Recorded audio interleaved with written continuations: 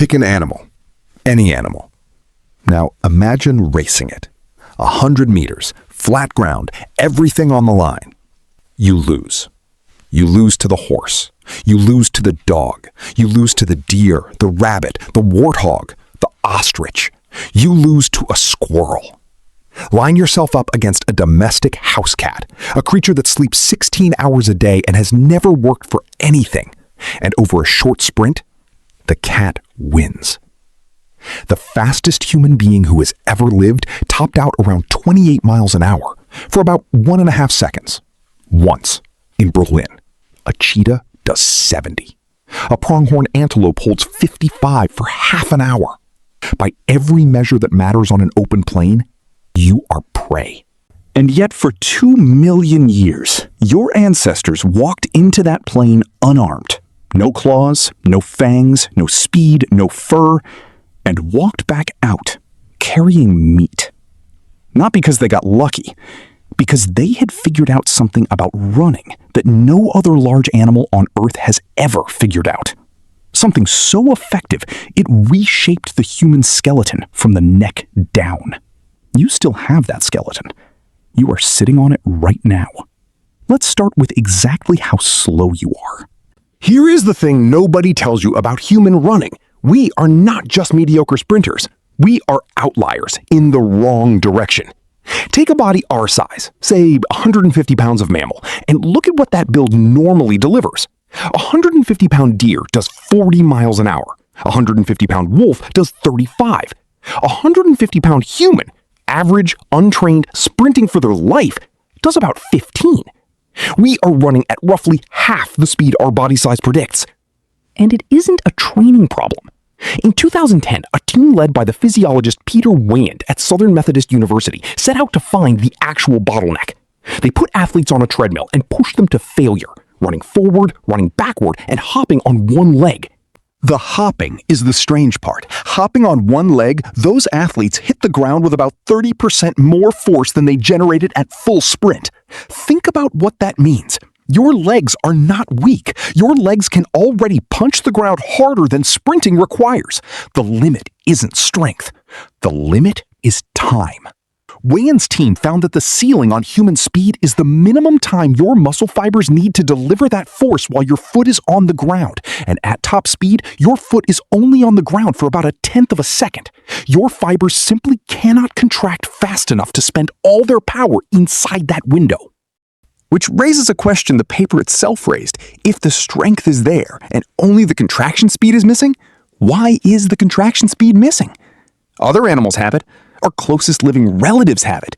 Something took it out of us. And here is where it gets strange. Because if you go and look at the human skeleton, really look at it, bone by bone against the skeletons of the animals that beat us in every sprint, it does not look like the skeleton of a loser. It looks like the skeleton of a specialist. It's just that nobody could agree on what we were specialized for. In 2004, 2 researchers published a paper in Nature that reframed the entire question. Dennis Bramble of the University of Utah and Daniel Lieberman of Harvard. The title was Endurance Running and the Evolution of Homo. Their argument was simple and slightly outrageous. Running, they said, is not some side effect of walking upright. Running is the thing that built us. And they proved it the way you prove anything in anatomy. They went looking for features that are useless for walking, useless for climbing, and only make sense if the body is running.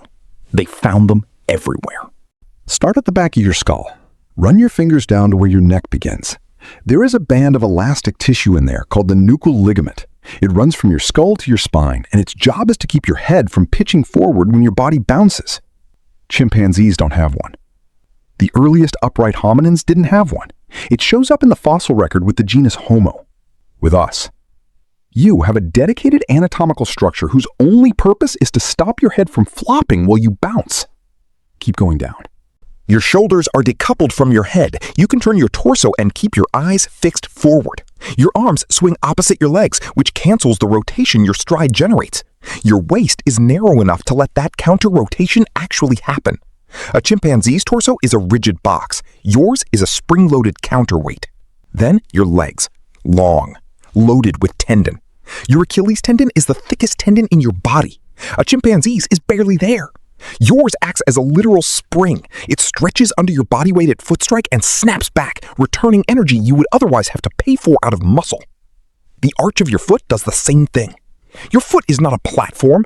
Your foot is a catapult that reloads itself every step. Your toes are short. Short toes are terrible for gripping branches and excellent for pushing off without your foot buckling. And then there's the one you're sitting on. In 2006, Lieberman and his colleagues, including David Reichland, Herman Poncer, and Bramble again, published a study in the Journal of Experimental Biology on one muscle, the gluteus maximus, your backside. It is one of the most distinctive muscles in the human body, enormous in us, small in every ape.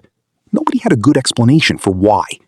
So they wired people up with electrodes and had them walk and walk uphill and then run. Walking, the muscle is nearly silent. Uphill walking, barely a flicker. Running, it detonates. They found the gluteus maximus does two things at speed. It stops your trunk from folding forward every time a foot lands, and it catches your swinging leg before it flies out from under you. It is not a walking muscle. It is not a standing muscle. It is a running muscle, and it is one of the largest muscles you own. So, a head stabilizer, a torso counterweight, spring-loaded legs, a catapult foot, and an enormous muscle that only wakes up above a certain speed. That is not the anatomy of an animal that runs occasionally. That's a machine. And a machine built this specifically was built for a job. But none of it explains the actual mystery, because every one of those features makes you efficient, and efficiency doesn't win you a hunt. The deer is still faster. The horse is still faster. Efficiency alone doesn't put meat on the ground. The thing that put meat on the ground isn't in the skeleton at all. Here is the real weapon. It's so unglamorous that it took anthropology decades to take it seriously. You sweat. Not a little. You have somewhere between 2 and 4 million eccrine sweat glands distributed over your skin, one of the highest densities of any mammal alive. A fit human working hard in heat can shed a liter of water an hour. Trained and acclimatized, considerably more. And you're naked. We lost our fur, and we lost it in a way that left the sweat sitting directly against open air where it can evaporate. Now compare that to the animal you're chasing. A deer cannot sweat meaningfully. A dog cannot sweat meaningfully. A horse sweats, and that's part of why horses are exceptional. Hold that thought. Almost every large mammal dumps heat the same way, panting. Rapid, shallow breathing that evaporates water off the tongue and the airways. Panting works. Panting works well. Panting has one catastrophic flaw. You cannot pant while you gallop. This is the part that turns a biology lecture into something genuinely eerie, and it comes from a paper published back in 1983 in Science by Dennis Bramble, the same Bramble, and David Carrier. They were studying how running animals breathe, and they found something that looks like a design flaw in nearly every four-legged runner on the planet. When a quadruped gallops, its spine flexes and extends like a bow. That motion drives the guts forward and back against the diaphragm, which means the breathing is not controlled by the animal. It's controlled by the stride. Bramble and Carrier measured it. Galloping and trotting quadrupeds lock into one breath per stride, 1 to 1, every time. Their lungs are bolted to their legs. Which means a galloping animal cannot choose to breathe faster than it is running. It cannot pant. And panting was the only cooling system it had.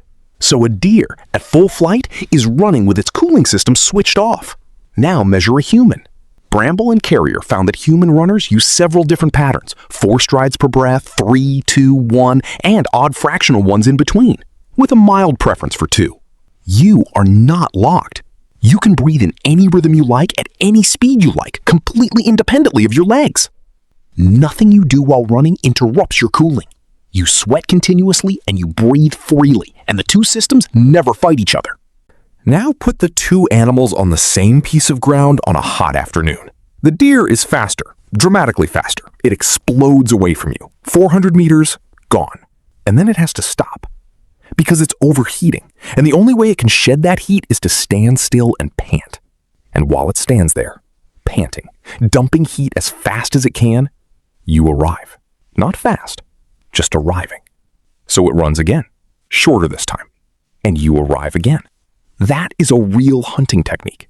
It has a name. It's called persistence hunting, and it is almost certainly the oldest hunting method our species has. No spear required. No trap. No bow. No ambush. No pack. One human, one animal, and the sun. The most rigorous modern documentation of it comes from Louis Liebenberg, who published an account in Current Anthropology in 2006 of persistence hunts he took part in with hunters in the central Kalahari. Read his description and the details start to feel less like hunting and more like something else. They go out in the hottest part of the day, deliberately, midday, peak heat, the window every other predator on that landscape is asleep through. The heat isn't an obstacle, the heat is the weapon, and they are the only animal out there immune to it. They pick one animal out of the herd and they chase it until it separates. Then, they simply follow for hours. The animal sprints, vanishes, and the hunter does not sprint.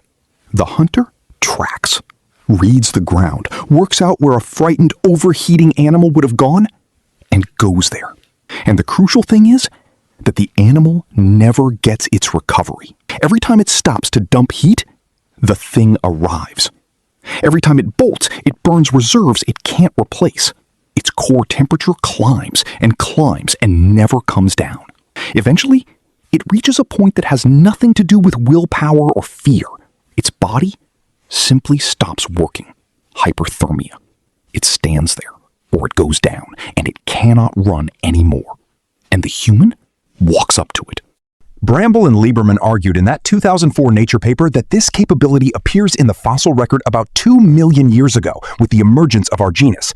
They also raised a darker possibility about what it was first used for.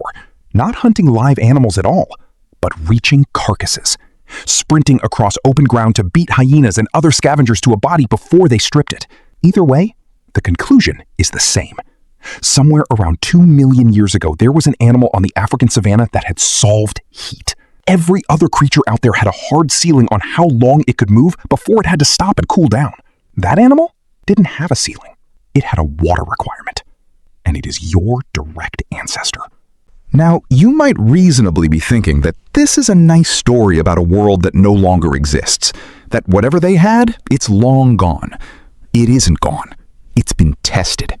In the Welsh town of Llanwordid Wells, they hold a race every year called the Man vs. Horse Marathon. 22 miles of cross-country, humans against horses and riders. It ran for over 2 decades, with the horse winning every single time. Then, in 2004, a runner named Hugh Lobb finished the course in 2 hours, 5 minutes, 19 seconds, and beat the fastest horse home by just over 2 minutes. He collected a prize fund that had been rolling over for years. It has happened several times since. Not a mythologized hunter-gatherer, a guy from England, beating a horse, one of the finest endurance animals ever bred, over distance. The hardware still works. Which brings us to the uncomfortable part. Because if the hardware still works, why can't you do any of this? First, we need to deal with the price, because none of this was free. Go back to that question from the beginning. Why can't your muscle fibers contract fast enough? In 2017, a team led by Matthew O'Neill published a study in the Proceedings of the National Academy of Sciences comparing chimpanzee muscle to human muscle directly, fiber by fiber. Everyone already knew the folklore, that a chimpanzee is monstrously strong for its size. The study put a real number on it. Chimpanzee muscle beats human muscle fiber in maximum dynamic force and power output by a factor of about 1.35. But the interesting finding was why. It wasn't that chimp fibers are individually stronger. Take a single chimp muscle fiber and a single human muscle fiber, and their basic contractile properties are remarkably similar. That wasn't the difference. The difference was the mix. Chimpanzee muscle is roughly 2/3 fast twitch, the explosive fibers, huge power, burn out in seconds. Human muscle is shifted heavily the other way, towards slow twitch, less power, vastly more endurance, and they almost never quit. We didn't lose a competition. We ran a swap. Evolution went through our muscle fiber by fiber over roughly 2 million years and traded away explosive power for fatigue resistance. It sold the sprint, it bought the afternoon. And that is why you cannot outrun a house cat. Not because you're unfit, Because somewhere deep in your ancestry, something decided that the ability to win a 10-second fight was worth less than the ability to keep moving for 6 hours. For 2 million years, that was the correct trade. It was arguably the single best trade any large animal has ever made. It's also, right now, why you get winded on a staircase. Because the trade only pays out if you actually use the thing you bought. So let's answer the real question. Your ancestors could run down a horse. You can't run for a bus. Same species, same genome, near enough. 2 million years of engineering, fully intact, sitting inside you right now. What happened? Nothing happened. That's the answer. Nothing happened over and over for about 70 years. Here's the comparison that makes it concrete. The Hadza are a hunter-gatherer population in northern Tanzania, and they have been studied more closely than almost any group on Earth, including by David Reichlen, one of the authors on that Gluteus Maximus paper. Reichlen's team strapped heart rate monitors and GPS trackers to Hadza adults and measured what a normal day actually cost them. The number that came back was around 2.25 hours per day of moderate to vigorous physical activity. Not exercise, not training, just Tuesday. Then they compared that to adults in large studies in the United States. The Hadza were doing over 14 times as much. Put another way, the Hadza hit the entire American weekly physical activity guideline in about 2 days. And then they do it again the next day, and the day after that, for their whole lives. Reichlen's group found no evidence of the cardiovascular risk factors we consider a normal part of aging. Blood pressure that doesn't climb with age. 14 times. That's the gap. Not genetics, not willpower, just 14 times the movement. Every day, forever. And then there's the specific insult. Remember the gluteus maximus? The muscle that's silent during walking and only fires when you run. The single most distinctive muscle in the human body. The one that separates our running from every ape's. The average adult in a developed country now spends somewhere between 8 and 10 hours a day sitting directly on it. We built a civilization, and the first thing it did was find a use for the running muscle. It became furniture. So it isn't that you lost anything. Nothing was taken from you. Every ligament, every tendon, every spring, every sweat gland, the whole 2 million year machine is still installed and still under warranty. It has simply never been switched on. You are not a broken version of your ancestors. You are an unopened one, and that should be encouraging. And it mostly is. But there's a last part of this that isn't encouraging at all. We've been telling this story from the inside. Clever ancestors, elegant adaptation, the triumph of patience over speed. Turn it around. Stand on the other side of it. Be the antelope. You are faster than the thing following you. Massively faster. You demonstrate this immediately. You explode away and it disappears behind you, and the danger is over. Because that is how every predator you have ever evolved to fear operates. Lions fail and give up. Cheetahs fail and give up. A failed ambush is the end of the event. So you stop. You cool down. You start breathing again. And it comes over the rise. So you run again. And again you win, easily. And again you stop. And it comes over the rise. There is no version of this you understand. It cannot catch you. It never stops following you. Your speed, the one thing that has kept your entire lineage alive, does not function against this thing because it isn't trying to catch you at all. It's waiting for your body to fail. And after several hours, in the heat, your body does. That is what we were. Not the fastest thing on the savanna, not the strongest, not the biggest, not the best armed. We were the thing that kept coming. Every prey animal on that continent evolved an escape response calibrated against predators that quit. We were the first animal that didn't quit. And there is no instinct anywhere in a deer's brain that has an answer for it. That is the deep design. That is what the naked skin and the spring in your heel and the muscle you're sitting on were actually for. You will never outrun anything that matters. Not a horse, not a dog, not a deer, not a house cat. Your ancestors couldn't either. That was never the plan. The plan was that you would still be moving after all of them had stopped. 2 million years of selection. And the trait it settled on wasn't speed or strength or size. It was the refusal to stop. Everything else in your body, the sweat, the naked skin, the tendons, the free breath, the enormous quiet muscle underneath you, exists to serve one instruction. Keep going, after it makes sense to stop. You are built out of that instruction. It is the oldest thing about you, and it predates every thought you have ever had. Somewhere out there is an animal faster than you will ever be. Your ancestors met it. They lost every single sprint, and they still ate. There's a new one of these every week. Subscribe and stay curious.